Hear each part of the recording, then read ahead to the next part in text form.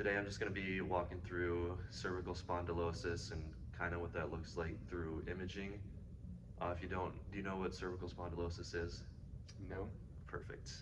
So it's basically a degenerative condition in your spine.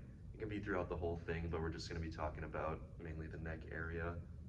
And what that can lead to is the discs that are in between each spinal bone, they can degenerate a little bit, which puts a lot more pressure on your bone. They can bulge out and hit your spinal cord, which can lead to some nerve symptoms. And it can also lead to bone spurs, which if you don't know what those are, it's basically when your body senses that there might be less stability in a certain area, it'll try to form new bone to provide more support.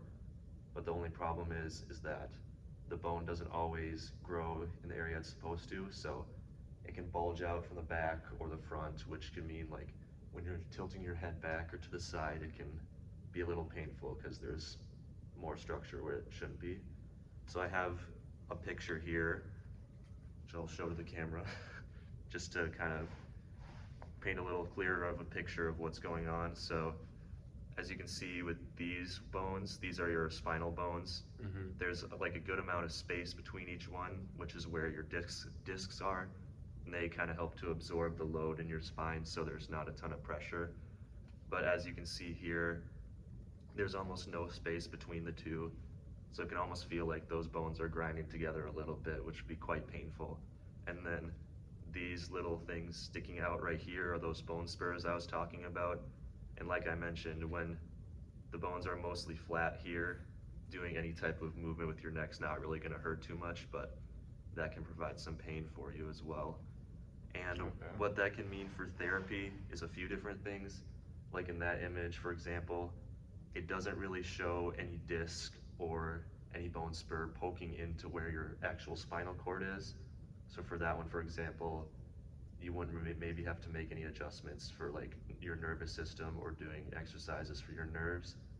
But for example, this image, along with any potential testing as far as figuring out which like movements are the most painful for you, would help showcase what would be best. And a lot of times for this condition, we would be working on strengthening your neck muscles because it's not just the spine that supports your neck, it's the muscles as well. So if your muscles are weak, getting them stronger can help relieve some of that pressure.